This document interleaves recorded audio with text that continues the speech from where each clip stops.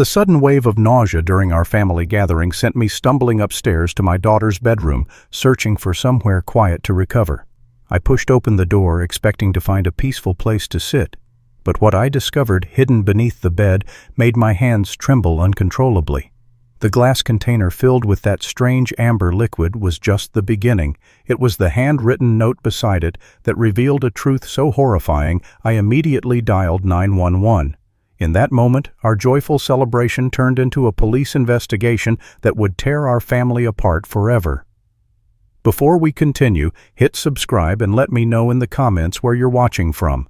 I pressed my back against Sarah's bedroom door, my head spinning like I'd been caught in a tornado. The laughter from downstairs felt like it was coming from another world. Jessica's melodious voice mixing with the chatter of our neighbors who'd come to celebrate her engagement to Tom Bradley, our family friend who'd been courting her for the past 6 months. The irony wasn't lost on me that we were celebrating new love in the same house where my son Michael had died just 2 years ago. Jessica Rodriguez Hartley had been living with us since Michael's sudden heart attack, ostensibly to help me raise Sarah while she grieved her husband. At 28, she was closer in age to my 16-year-old daughter than to me, which had initially made their relationship easier as Michael's widow and Sarah's sister-in-law. Tonight was supposed to mark a new chapter. Jessica's engagement to Tom meant she'd finally be moving out, starting her own family, giving Sarah and me space to figure out our own path forward. But as I stood there fighting waves of nausea that had been plaguing me for weeks, something felt terribly wrong about this celebration. The sickness hit me again, stronger this time, like waves crashing against a seawall. My vision blurred at the edges, and I could taste copper in my mouth, the same metallic flavor that had been haunting me since Jessica started her health kicks and insisted on making my morning protein smoothies. I stumbled toward Sarah's bed, my legs shaky beneath me like a newborn colt trying to find its footing. That's when my phone buzzed with a text message from Sarah, who was supposed to be downstairs helping serve appetizers. "Dad, emergency, check under my bed, now. I had to hide something from Jessica. Don't let her know you found it. I'm calling the police from Emma's house. Trust me, please." My hands shaking like autumn leaves in the wind, I dropped to my knees beside Sarah's bed. There, taped to the underside of her box spring, was a manila envelope. Inside, I found a mason jar filled with amber liquid that looked like apple juice, but smelled like the industrial chemicals we used at the auto repair shop. Next to it was a folded piece of paper with my name written across it in Sarah's careful handwriting. I unfolded the note with fingers that felt like ice, my heart hammering against my ribs. The words swam before my eyes, each letter hitting me like a physical blow. "Dad, if you're reading this, it means something happened, and I had to run. Jessica has been putting something in your morning smoothies for the past 6 weeks. This is a sample I collected when she thought I wasn't looking. I also found empty antifreeze containers hidden in her room. She's been asking me questions about your will, about who inherits the house if something happens to you. I'm scared she's trying to kill you the same way she killed my brother Michael. I'm hiding this here because it's the only place she never goes. I've been documenting everything in my journal. Please be careful. I love you, Dad. Sarah." My knees buckled and I gripped the bedpost to keep from falling. My daughter, my brilliant, observant 16-year-old daughter, had been living in terror while I'd been walking around grateful for Jessica's help. How blind had I been? How many warning signs had I missed while I was busy feeling thankful that someone cared enough to make me breakfast every morning? From the envelope, I pulled out printed photographs that made my stomach lurch. Pictures of Jessica in our kitchen, carefully measuring liquid from a small bottle into my smoothie blender. Screenshots of internet searches on her laptop about antifreeze poisoning, about inheritance laws for surviving family members. My phone was in my hand before I even realized I'd reached for it. 911 felt like the longest numbers I'd ever dialed. "My name is David Rodriguez. I'm at 427 Maple Street. I think my daughter-in-law has been poisoning me. My daughter found evidence and had to flee for safety. I need the police here immediately." The sound of footsteps on the stairs made my blood freeze. Jessica's voice drifted up from the hallway, sweet and concerned. "David, are you feeling sick again, honey? I made you a special smoothie with extra vitamins. You've been looking so pale lately." Her words felt like acid in my ears now that I knew the truth. Those extra vitamins she'd been so proud of adding to my morning routine. Had that been her delivery method? I clutched the evidence against my chest and waited for the police to arrive, knowing that our family celebration was about to become something none of us would ever forget. From downstairs came the innocent chatter of our guests, completely unaware that a predator had been living among us, slowly poisoning me while pretending to grieve her husband and care for his family. The woman I'd trusted to help raise my daughter, the woman who'd been planning to marry our family friend, the woman I'd been considering asking to be Sarah's legal guardian if anything happened to me. She had been systematically trying to murder me. And my 16-year-old daughter had been brave enough and smart enough to figure it out, gather evidence, and save both our lives. What was Jessica's real plan? And how long had she been planning this after my son Michael's convenient death? 2 years ago, when my son Michael collapsed from a massive heart attack at age 25, I thought our family had suffered enough tragedy for one lifetime. He'd been the promising young lawyer, fresh out of law school, married to his college sweetheart Jessica for only 2 years. Michael's death had been swift and brutal. One moment he was arguing a case in court. The next he was lying on the courthouse floor while paramedics worked frantically to restart his heart. The doctors said it was genetic predisposition. My father had died of the same thing at 42. They warned me to get regular checkups, to watch my diet, to manage stress better, and told Sarah she should be monitored as she got older. Jessica's grief had seemed genuine and overwhelming. She'd collapsed at the funeral, sobbing so hard that Tom Bradley and I had to carry her to a chair. Sarah, only 14 at the time and devastated by losing her older brother, had been deeply moved by Jessica's pain and insisted we invite her to stay with us until she felt ready to face the world alone. The offer had made sense at the time. Jessica had been living in the apartment she and Michael had shared, which was heavily mortgaged and scheduled for foreclosure due to unpaid medical bills from his final weeks. She had no family of her own. Her parents had died in a car accident when she was in college, and she was an only child. Michael's life insurance had been minimal since he'd just started his career, and his law practice had debts that exceeded its assets. She was young, beautiful, and completely alone in the world. "Just until I can get back on my feet," Jessica had said, tears streaming down her face as she accepted our invitation. "I don't know how to live without him. I don't know how to do anything without Michael telling me what comes next. Maybe being around family will help me figure out how to move forward." She'd moved in with just 2 suitcases and tear-stained cheeks, clutching a photo of her and Michael from their honeymoon. Those first few months had felt like a godsend for all of us. Jessica had embraced the role of surrogate mother figure with apparent enthusiasm, helping Sarah navigate the social complexities of high school, teaching her about makeup and fashion, even attending parent-teacher conferences when my work schedule conflicted with school events. For me, Jessica's presence had been a relief in ways I hadn't expected. She'd taken over the household management tasks, grocery shopping with actual meal planning, keeping track of Sarah's increasingly complex schedule of school activities and social commitments, even handling the small domestic crises. Jessica had been respectful of boundaries and family dynamics, contributing $500 a month toward household expenses from her part-time job at an upscale boutique downtown. The money wasn't much, barely covering her share of utilities and food, but it was something. More importantly, she seemed genuinely invested in our family's well-being, asking thoughtful questions about Sarah's education and future plans, showing real interest in my work at the repair shop. But looking back now, with that jar of evidence clutched in my hands, I could see signs I'd missed, subtle manipulations and information gathering that I'd interpreted as normal curiosity or familial concern. The way Jessica's eyes would linger on family photos scattered throughout our house, studying the images of our life together with an intensity that went beyond normal interest. How she'd casually work financial questions into our dinner conversations, asking about my salary, the mortgage payments, whether I'd updated my life insurance after Michael's death, what provisions I'd made for Sarah's college education. She'd been particularly interested in our daily routines and schedules. What time did I leave for work each morning? Did I always take the same route? Did I stop for coffee or breakfast anywhere, or did I eat at home? Did I have any food allergies or medical conditions she should know about in case of emergency? At the time, these had seemed like reasonable questions from someone sharing our living space and helping to care for Sarah. Jessica had also shown unusual curiosity about our family medical history, asking detailed questions about the heart conditions that had killed both my father and my son.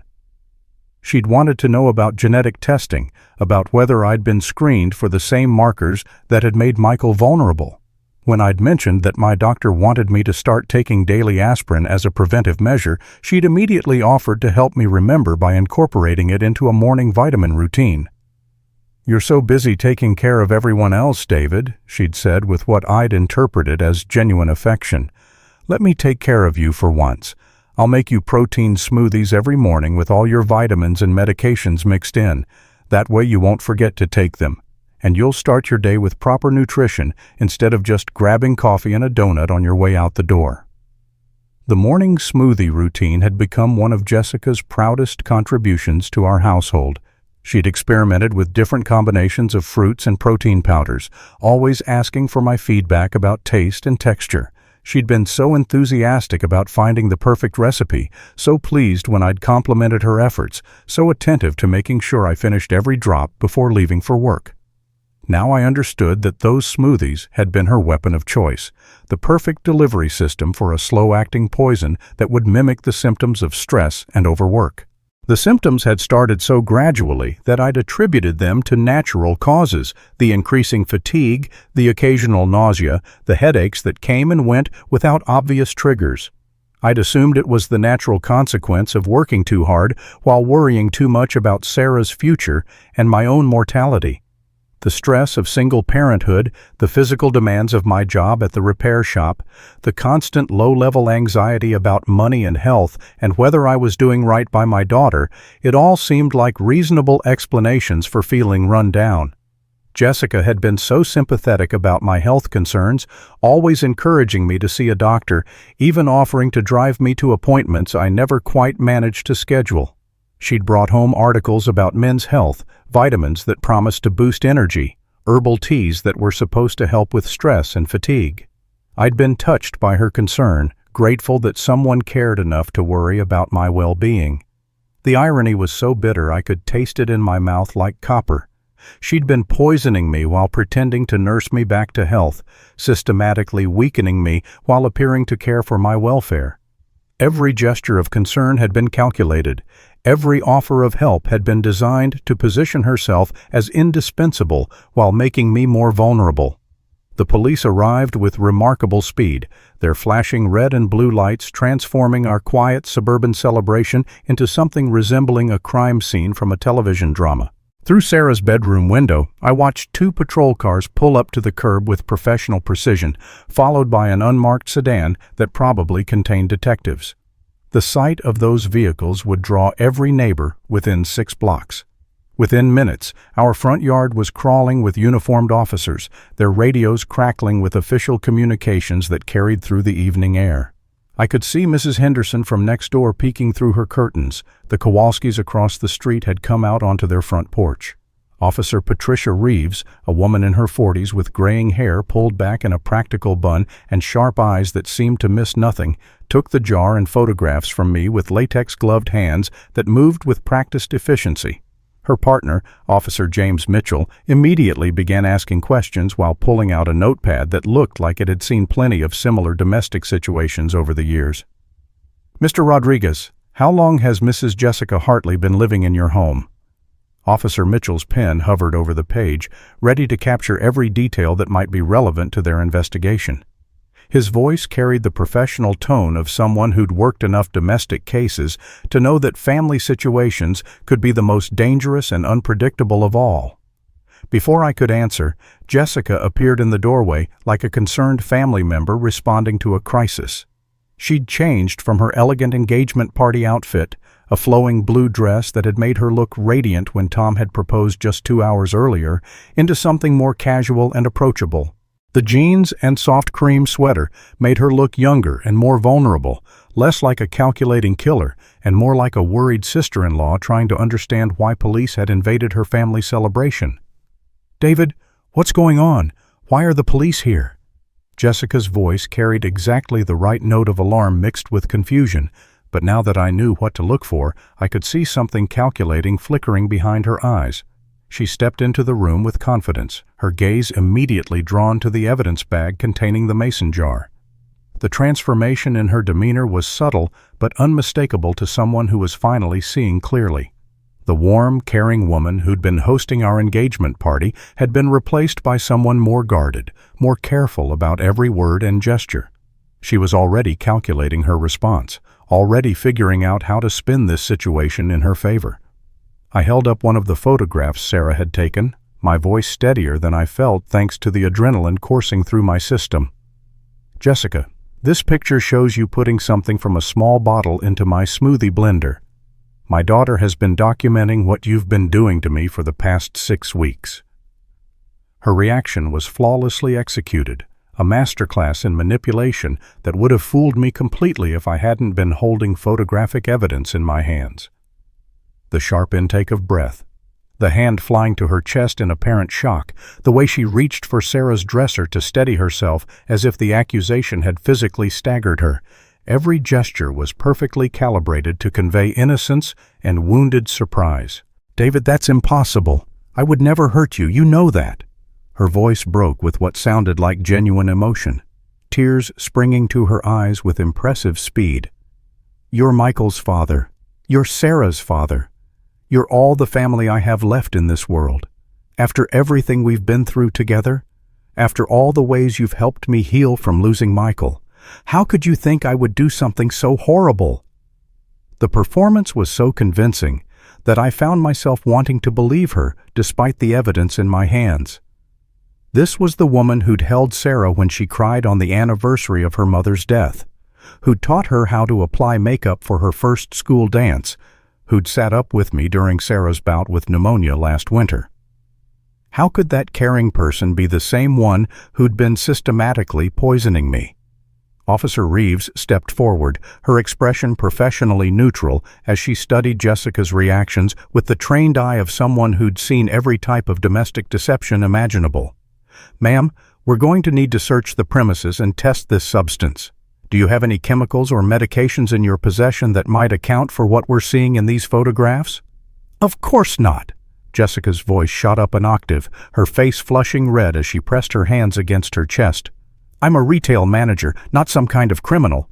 The only chemicals I have are normal household cleaners and my prescription antidepressants that I've been taking since Michael died." She turned to me with wounded eyes that sparkled with unshed tears, playing the role of the betrayed family member with Academy Award-worthy skill. "David, I know you've been under tremendous stress since Michael's death.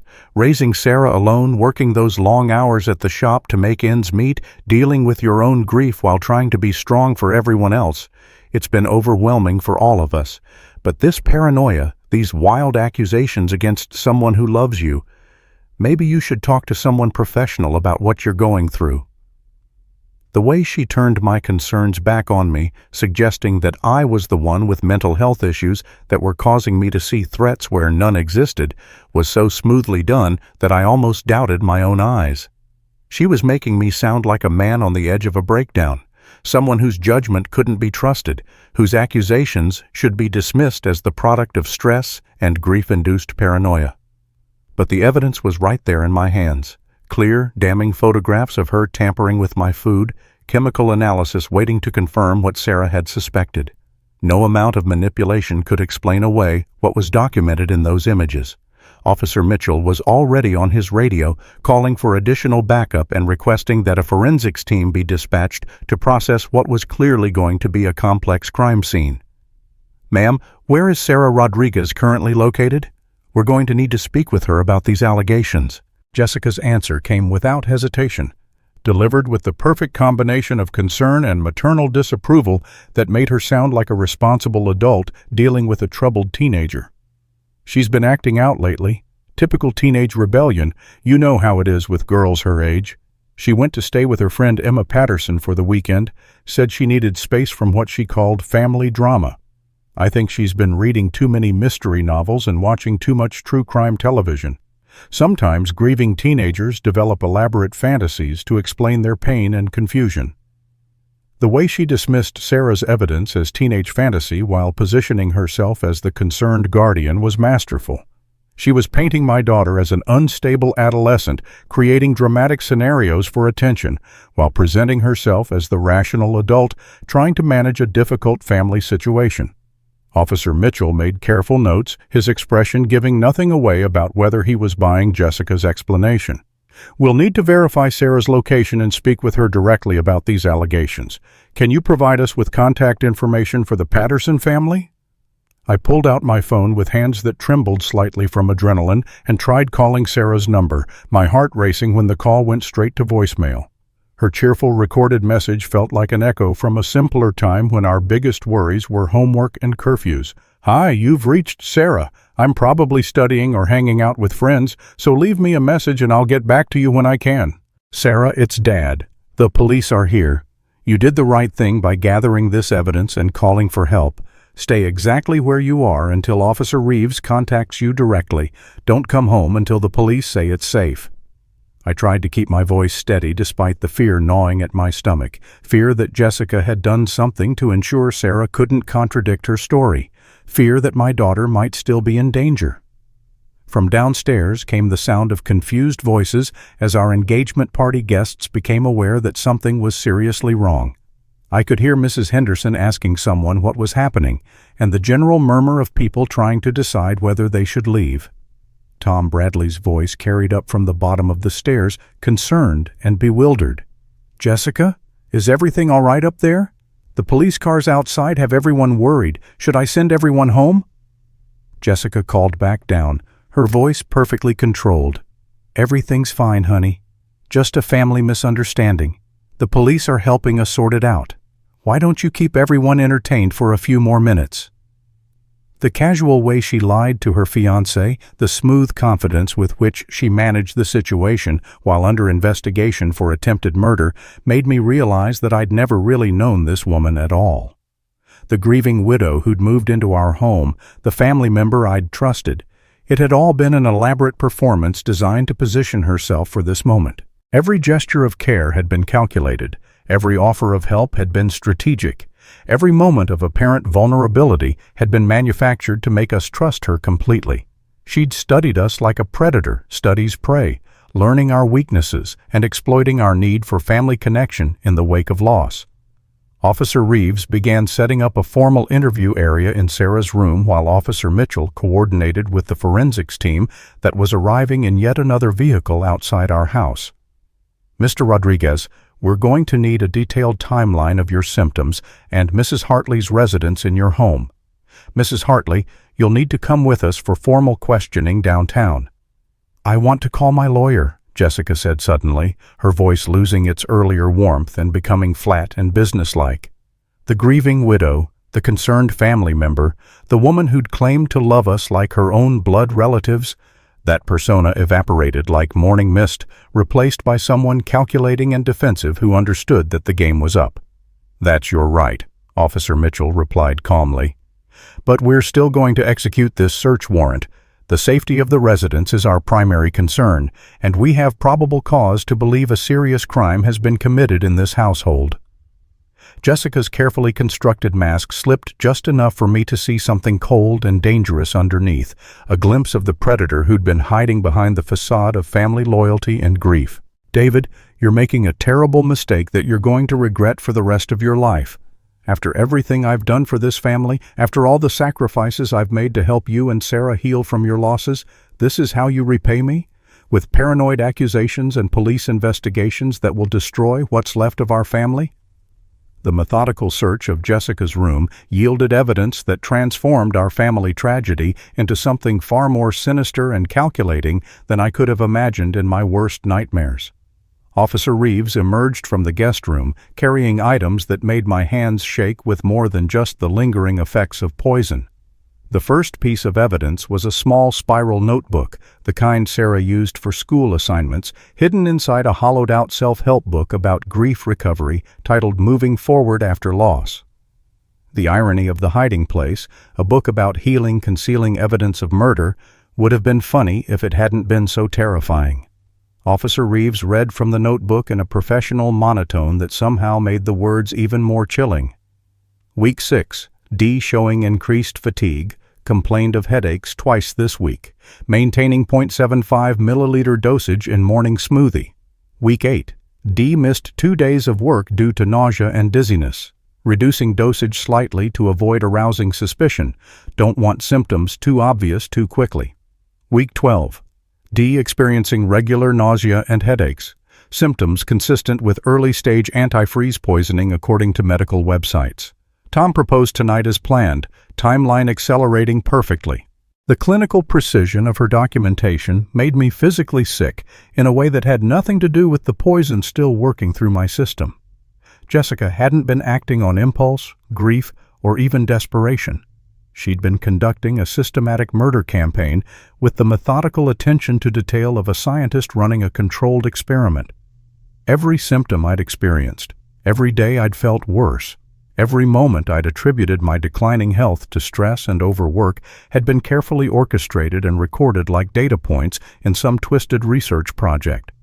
But the notebook contained entries that went back much further than my poisoning, revealing a pattern that made my blood run cold with the realization of how long this had been planned.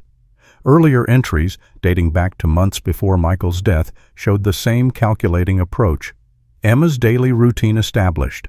Coffee at 7 a.m. sharp, always 2 sugars, always drinks entire cup. Daily aspirin for heart health provides perfect cover for additional medication. Stress levels increasing due to student loan pressure. Heart attack will seem completely natural given family history. Timeline, 6 to 8 weeks for full effect. Officer Mitchell looked up from the notebook with grim understanding written across his face. Mr. Rodriguez, it appears your son's death may not have been from natural causes. We're going to need to contact the medical examiner's office immediately about exhuming Michael's body for additional toxicological testing. I grabbed the edge of the dresser as my vision darkened around the edges. Michael's genetic predisposition hadn't killed him. His wife had. The woman who'd sobbed at his funeral, who'd appeared so devastated by his sudden death. She'd been his murderer from the beginning. From Jessica's dresser drawer, wrapped in tissue paper like some macabre keepsake, the forensics team retrieved additional evidence that revealed the full scope of her financial planning. Life insurance policies for both Michael and me, with Jessica listed as the primary beneficiary on documents that bore our signatures but showed subtle signs of potential forgery when examined closely. Michael's policy had already paid out, $250,000. She'd presented herself as financially devastated by his death, forced to move in with us because she had nowhere else to go. Now it appeared that money had funded her comfortable lifestyle for the past 2 years while she planned her next murder. My policy was more substantial, $400,000 updated just months ago at Jessica's gentle suggestion when she'd convinced me that Sarah needed better financial protection as she approached college age. "You're all she has left in the world, David," she'd said with tears in her eyes. "If something happens to you, she needs to know she'll be secure, that she can still go to college and build the future Michael dreamed of for her."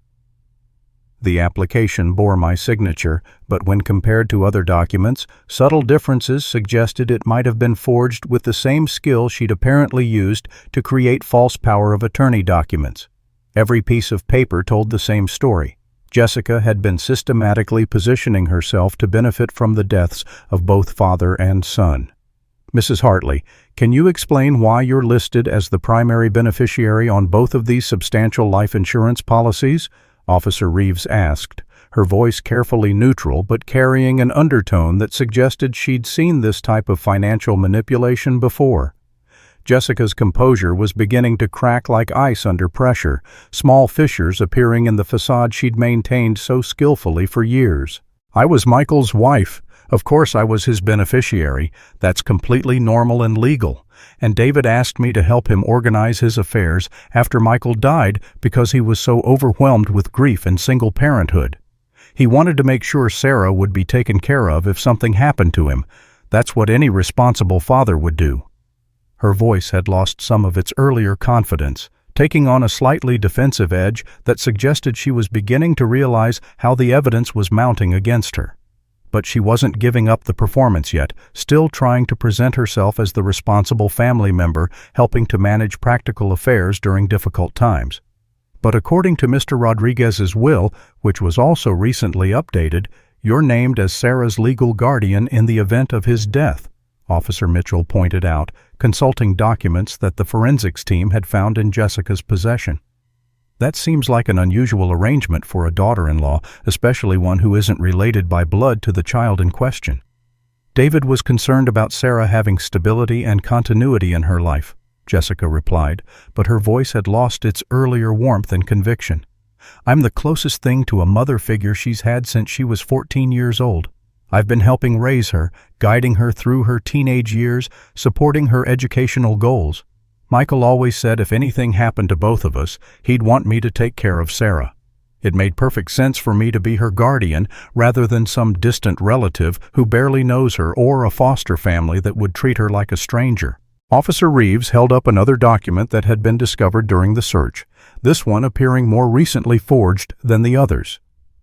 What about this power of attorney form, dated just 3 months ago, giving you complete authority over Mr. Rodriguez's financial affairs in case of incapacitation? This would have allowed you to access his bank accounts, sell his property, and make major financial decisions on his behalf. I stared at the paper in shock, my mind reeling as I tried to process what I was seeing. I had absolutely no memory of signing such a document, but there was my signature in what appeared to be my own handwriting, witnessed by someone named Patricia Wells and notarized with an official-looking stamp. I never signed that, I said, my voice barely above a whisper as the implications hit me. I would never sign something like that. I've never even heard of Patricia Wells. The witness signature belongs to Patricia Wells, a notary public who reported her official stamp stolen 6 months ago, Officer Mitchell added grimly. We're going to need comprehensive handwriting analysis on all of these documents, but the preliminary evidence suggests systematic forgery designed to give Mrs. Hartley complete control over your financial assets. Jessica's face had gone pale, but she wasn't ready to surrender yet. David's been under tremendous stress since Michael died. He's been forgetting things, making poor decisions, having trouble managing basic responsibilities. I've been trying to help him organize his affairs and plan for the future before his own health problems get worse. He's already showing clear signs of the same heart condition that killed his father and his son. The way she spoke about my impending death, as if it were an established medical fact rather than her deliberate plan, made me understand the full scope of her manipulation. She'd been laying groundwork for months, creating a narrative that would make my death seem inevitable and her inheritance unquestionable. Every conversation about my health, every expression of concern about my family's genetic predisposition, every suggestion about updating legal documents had been part of an elaborate setup. But the most damning evidence was yet to come. Hidden in a shoebox at the back of her closet, wrapped in plastic bags, investigators found correspondence with a private investigator who'd been conducting extensive background checks on Tom Bradley. The reports revealed that Tom was considerably wealthier than Jessica had let any of us know.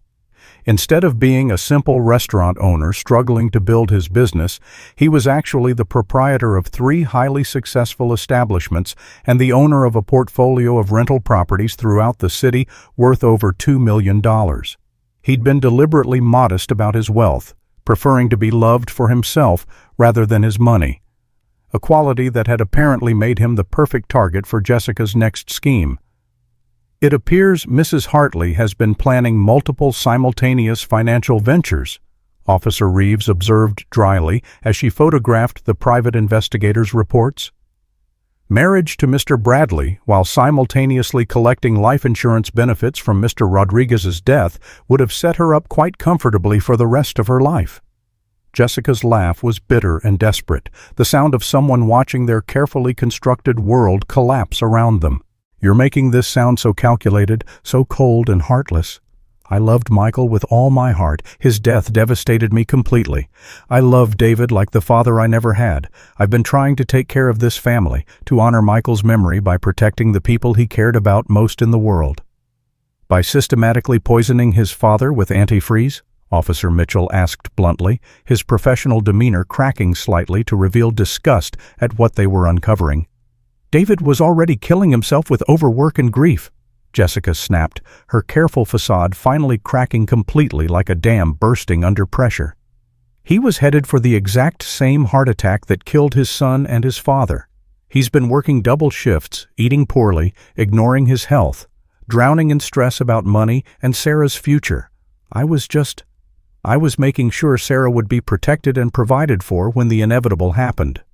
The casual way she discussed my murder, as if it were a mercy killing rather than calculated greed, revealed the depth of her narcissism and the complete absence of any genuine emotion beneath her performance. The grieving widow who'd moved into our home, the caring daughter-in-law who'd helped raise my daughter, the woman I'd trusted with our most precious secrets and our daily lives. It had all been an elaborate facade designed to position herself as the beneficiary of multiple deaths while appearing to be motivated by love and family loyalty. Officer Reeves stood up with grim determination, her expression showing that she'd seen enough evidence to proceed with formal charges. Mrs. Jessica Hartley, you're under arrest for the attempted murder of David Rodriguez, conspiracy to commit insurance fraud, forgery of legal documents, and identity theft.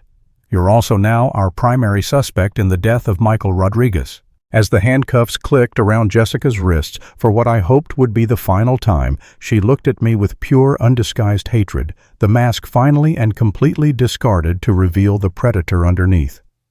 You think you've saved yourself, David? You think this changes anything? You're still going to die from the same genetic time bomb that killed your father and your son.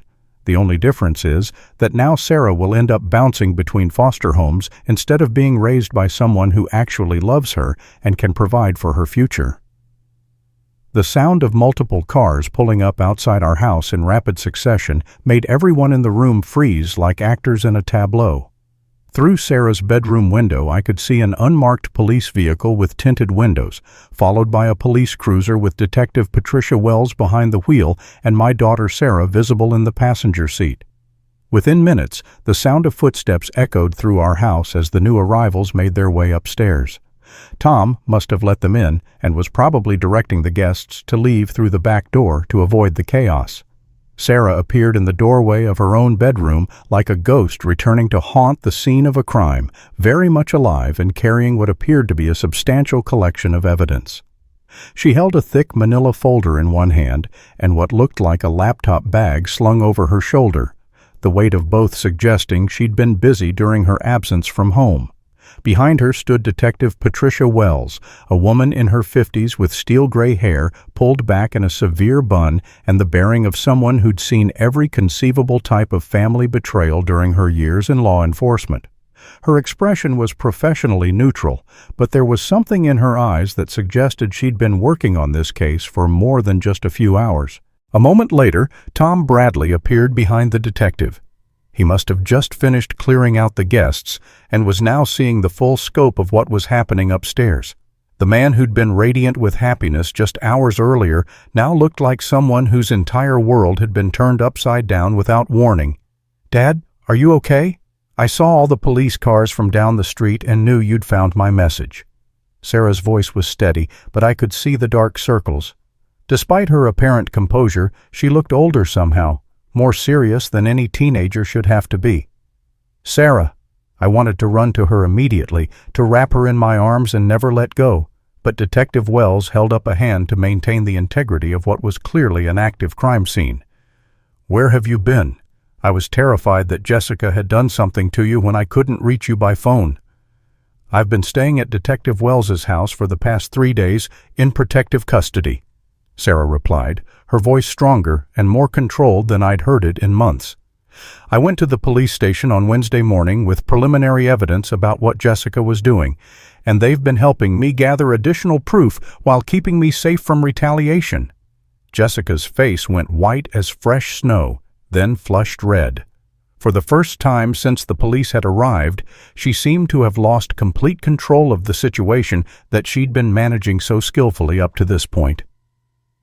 "Sarah, honey, what are you talking about? I thought you were staying with Emma Patterson because you were upset about Tom and me getting engaged. Why would you need police protection from your own family?" "I was never upset about your engagement, Jessica," Sarah said, her voice taking on a firmness and maturity. I was documenting your systematic attempts to murder my father, and I needed police protection while I gathered enough evidence to prove it beyond any reasonable doubt. Detective Wells stepped forward. Mr. Rodriguez, your daughter came to us 3 days ago with serious concerns about ongoing poisoning attempts.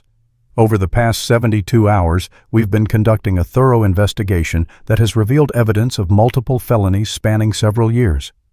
Sarah opened her manila folder with the confidence of someone who'd been preparing for this moment, pulling out documents and photographs that made my head spin with their scope and detail. The evidence she'd assembled was far more comprehensive than what I'd found hidden under her bed. This was the work of someone who'd been systematically building a case with patience and intelligence far beyond her years. I've been suspicious of Jessica for months, but I started seriously investigating 6 weeks ago when I realized Dad's symptoms always got worse after drinking his morning smoothies, Sarah explained, her voice steady. So I started getting up early and hiding on the staircase landing to watch Jessica's morning routine. That's when I caught her adding something from a small bottle that she kept hidden in her makeup bag. From her folder, Sarah produced a series of photographs that made my stomach turn with their clarity and implications. Crystal clear images of Jessica in our kitchen during the pre-dawn hours, carefully measuring liquid from what was unmistakably an antifreeze container into my smoothie blender. The photos were taken from multiple angles over several different days, showing that this wasn't a one-time incident but a consistent, deliberate pattern. The dates and timestamps on the photographs showed that Sarah had been documenting Jessica's activities for 6 weeks, getting up before dawn day after day to gather evidence while pretending to be a normal teenager going about her daily routine. The courage and determination that must have required left me breathless with pride and terror. But photographing the poisoning was just the beginning, Sarah continued, pulling out more evidence with the methodical approach of a seasoned investigator. I also managed to access Jessica's laptop when she left it open one day while she was in the shower. That's when I found these email exchanges with someone named Richard Chambers. She handed Detective Wells a stack of printed messages that revealed correspondence about accelerating timelines, ensuring clean asset transfers, and managing inheritance complications. The emails painted a picture of a conspiracy that went far beyond simple murder. This was a sophisticated financial scheme involving multiple parties and careful long-term planning. Tom Bradley, who had been standing silent and increasingly pale throughout this revelation, suddenly found his voice. "Jessica, what is all this? What timeline are they talking about? What assets? I don't understand what's happening here." Jessica's carefully maintained mask was completely gone now, replaced by something desperate and dangerous that revealed the predator she'd always been underneath her performance of grief and family devotion. "Tom, don't listen to them. This is a troubled teenager with an overactive imagination, creating elaborate fantasies because she's jealous of our relationship and doesn't want to share her father's attention with anyone else." But Sarah wasn't finished with her revelations. From her laptop bag, she pulled out a small digital audio recorder, the kind used by journalists and investigators to document interviews and conversations. "I also have audio recordings of Jessica's phone conversations over the past 3 weeks, she said, setting the device on her dresser with the confidence of someone holding a winning hand, including this conversation from last Tuesday afternoon while Dad was at work and I was supposed to be at soccer practice. Sarah pressed play, and Jessica's voice filled the room with damning clarity, discussing details that made everyone present go completely silent. The recording quality was surprisingly professional, suggesting that Sarah had positioned the device carefully to capture clear audio. Jessica's voice came through with perfect clarity. "The timeline needs to move much faster than we originally planned. David's symptoms aren't progressing as quickly as Michael's did. His constitution seems stronger, or maybe the dosage needs to be increased. I may need to bump up the concentration, but I can't risk making it too obvious too quickly. The engagement party this weekend will provide perfect cover. He'll seem fine in public, then have a sudden medical crisis afterward that will look completely natural." Tom Bradley collapsed into Sarah's desk chair. "Jessica, please tell me this isn't real. Tell me you didn't. Michael died of a heart attack. The doctor said it was genetic, that it ran in their family." "Michael did die of a heart attack," Detective Wells confirmed with grim authority, "but based on the extensive evidence Sarah has provided, We now have probable cause to believe that the heart attack was chemically induced through systematic antifreeze poisoning. We're already working with the medical examiner's office to exhume Michael's body for comprehensive toxicological analysis." "You don't understand anything," Jessica screamed, her voice cracking. "I loved Michael, but he was going to be stuck as a junior associate forever, making barely enough to pay rent. He had no ambition, no drive to succeed. I couldn't live that way forever." The confession hung in the air like toxic smoke, confirming what the evidence had already suggested.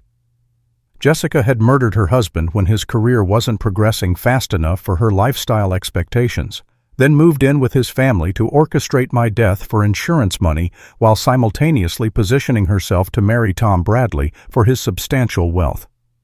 "And what about David?" Detective Wells asked quietly, her professional demeanor never wavering. "What was your long-term plan for him?"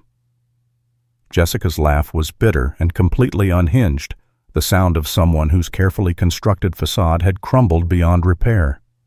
"David was absolutely perfect for my purposes, already stressed about money and single parenthood, already showing early signs of the same heart problems that killed his father and his son. His death would seem completely natural and inevitable, especially coming so soon after Michael's. Sarah would inherit everything with me as her legal guardian, Tom would provide the financial stability and social status I needed, and everyone would see me as the devoted family member who'd sacrificed everything to hold the pieces together." Sarah stepped forward, her voice quiet but filled with steel. "You made one critical mistake, Jessica. You completely underestimated me. You thought I was just a grieving teenager who would be grateful for any maternal attention and too naive to see through your performance. But you never realized that I was watching everything, learning from everything, documenting everything you did." She paused, looking directly at Jessica. "You taught me the most important lesson of my life: never trust anyone who seems too good to be true, and always verify what people tell you with independent evidence. You thought you were so clever, but you were actually training me to become the person who would bring you down." Detective Wells began reading Jessica her rights, while Officer Reeves carefully bagged the audio recording and the other evidence Sarah had provided. But Jessica wasn't finished with her attempts at manipulation. As the handcuffs clicked around her wrists, for what would be the final time, she turned to Tom with one last desperate appeal. "Tom, please don't let them destroy what we have together. I did all of this for us, for our future, for the life we dreamed of building. David and Michael were already doomed by their family genetics. I just made sure their deaths would serve a purpose, would provide security and opportunities for the people they claimed to love." But Tom was backing away from her with obvious revulsion, his face a mask of horror and disgust as he finally saw the woman he'd fallen in love with for what she really was. "I never want to see you again," he said quietly, his voice shaking with emotion. "The woman I thought I loved doesn't exist. She was just another one of your performances, wasn't she? Just another role you played to get what you wanted." 6 months later, I stood in the same bedroom where I'd discovered the evidence that saved our lives, watching Sarah pack for her senior year of high school with a mixture of pride and amazement that still caught me off guard every day. The room looked completely different now. We'd repainted it together in a warm blue that Sarah had chosen from dozens of paint samples, hung cheerful yellow curtains that let in more natural light than the heavy drapes Jessica had preferred, and replaced every piece of furniture that carried memories of her presence. The transformation wasn't just cosmetic. The space felt genuinely reclaimed, authentically ours for the first time in years. Sarah had chosen new bedding, rearranged her books and personal items, and filled the walls with photos of genuine friends and family members rather than the carefully curated images Jessica had influenced.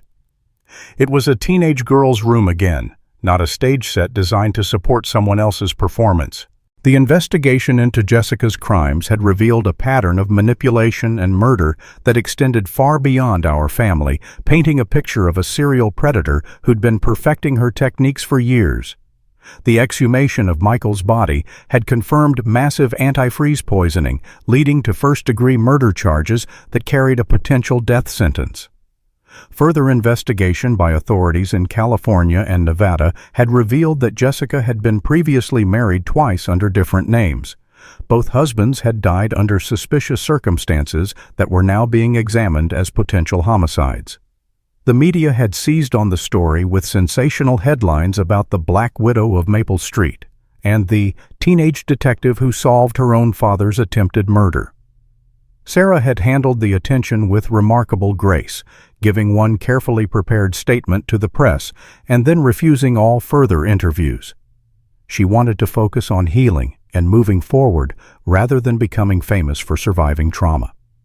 The trial had been a media circus that lasted 3 months, with Jessica's defense team trying every possible strategy to cast doubt on the evidence.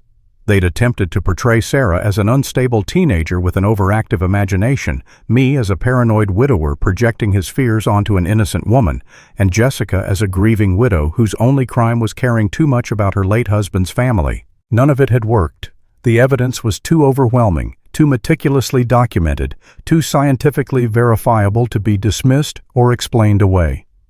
Jessica was ultimately sentenced to life in prison without the possibility of parole for Michael's murder, with additional sentences for attempted murder, multiple counts of fraud, forgery, and conspiracy. The judge had been particularly harsh in his sentencing remarks, noting that Jessica had violated the most fundamental bonds of human trust and endangered a child in pursuit of financial gain. Tom Bradley had been devastated by the revelations, but had handled the situation with remarkable dignity and grace.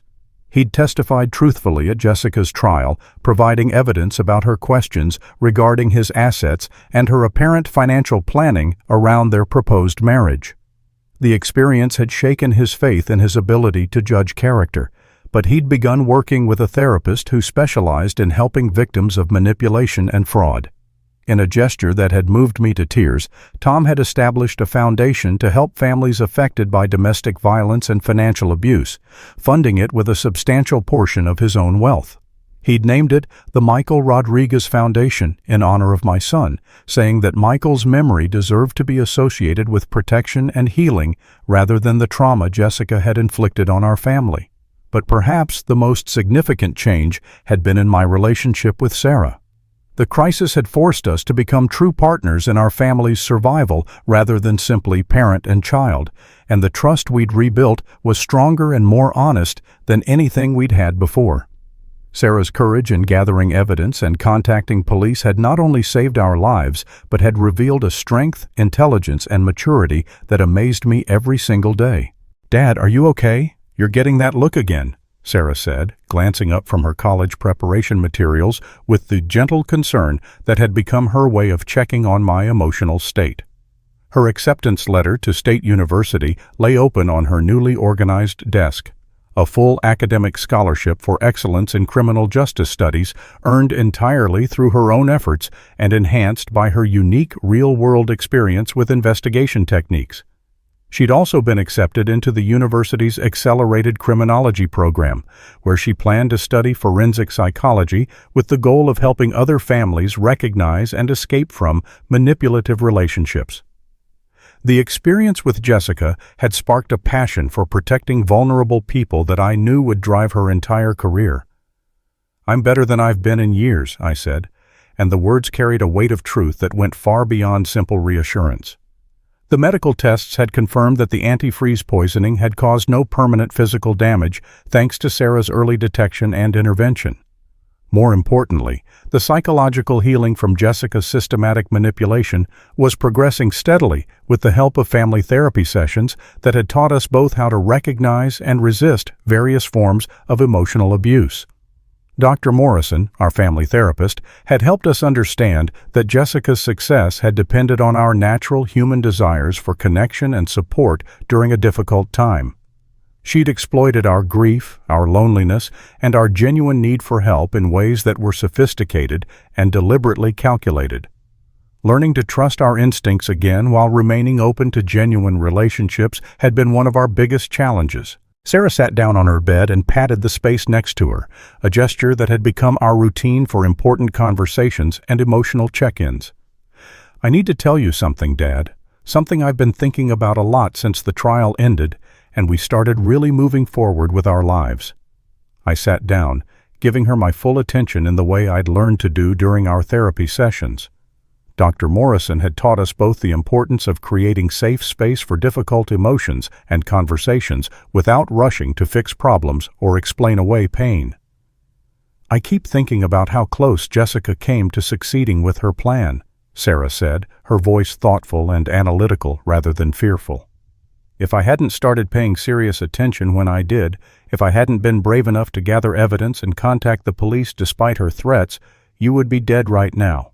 She would have gotten away with murdering my brother and probably would have moved on to kill Tom next once she'd secured his assets." Her words were sobering, but no longer frightening to either of us.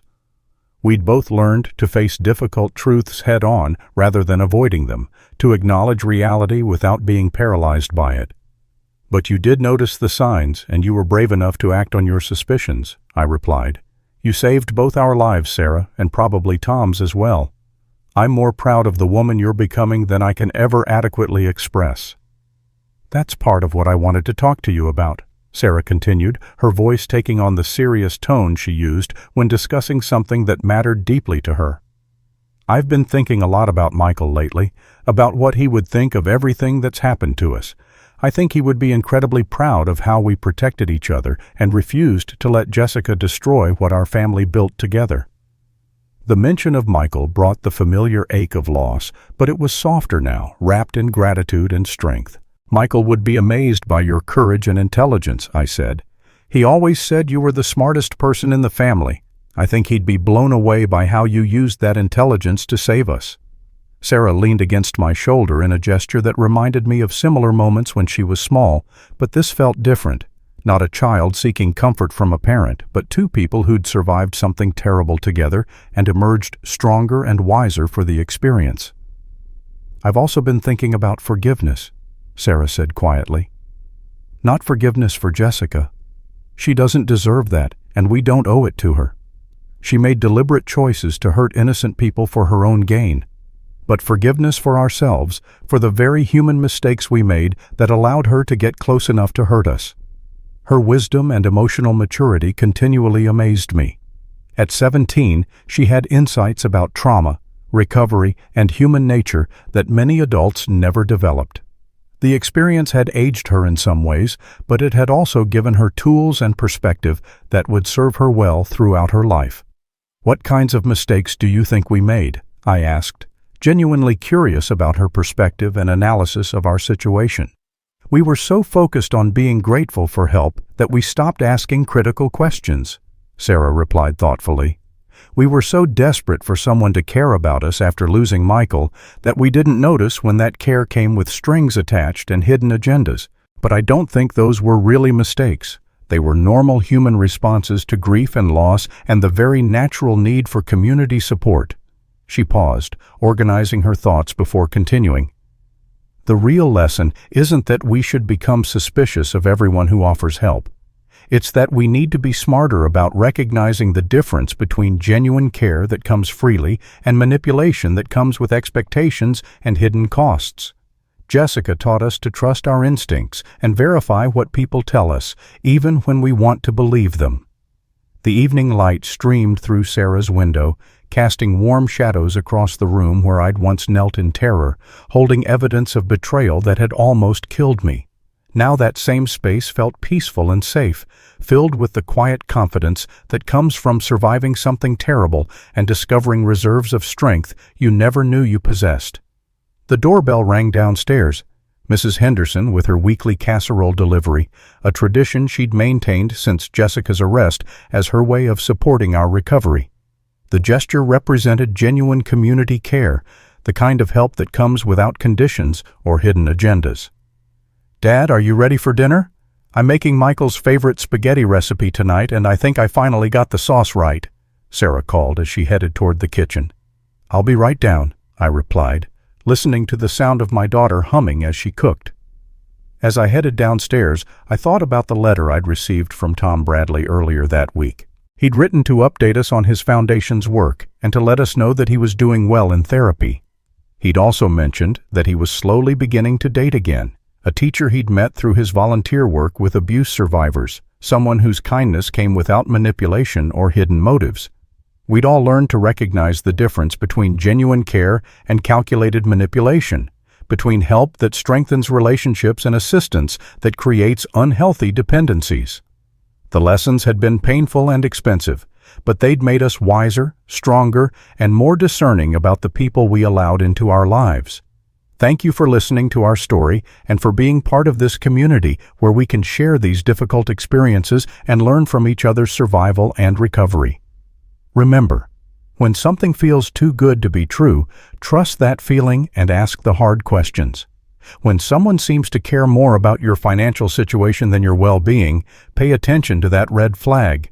Your instincts and your family's open communication might just save your life, the way Sarah's courage and intelligence saved ours.